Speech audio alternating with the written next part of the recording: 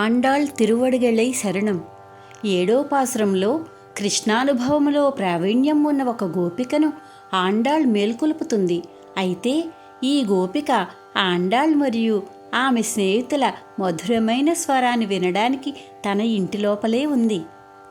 கீச்சு கீச்சென்றெங்கும் ஆனை சத்த கலந்து பேசின பேச்சரவம் கேட்டிலையோ பேய் பெண்ணி காசும் பிறப்பும் கலகலப்பக்கை பேர்த்து வாசனரங்குழல் ஆயிச்சியர் மத்தினல் ஓசைப்படுத்த தைரரவம் கேட்டிலையோ நாயக பெண் பிள்ளாய் நாராயணன் மூர்த்தி கேசவனே பாடவும் நீ கேட்டு கிடத்தியோ தேசமுடையாய் తిరవేలోరెంబవాయ్.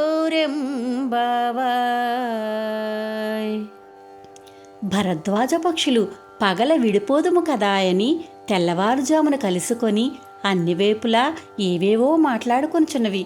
ఆ మాటలలోని ధ్వనినైనను నువ్వు వినలేదా ఓ పిచ్చిదానా?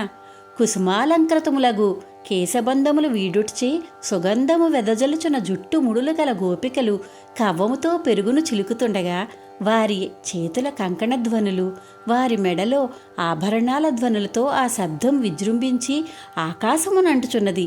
ఆ ధ్వనిని వినలేదా ఓ నాయకురాలా? సర్వ పదార్థాలలో వాత్సల్యంతో వ్యాపించియుండి మనకు కనపడవలెనని మూర్తిమంతుడై కృష్ణుడిగా అవతరించి విరోధులను నశింపచేసిన ప్రభువును కీర్తించుచుండగా వినియును నీవు పరుండియుంటివా? నీ తేజస్సు మాకు కనపట్టుచున్నది.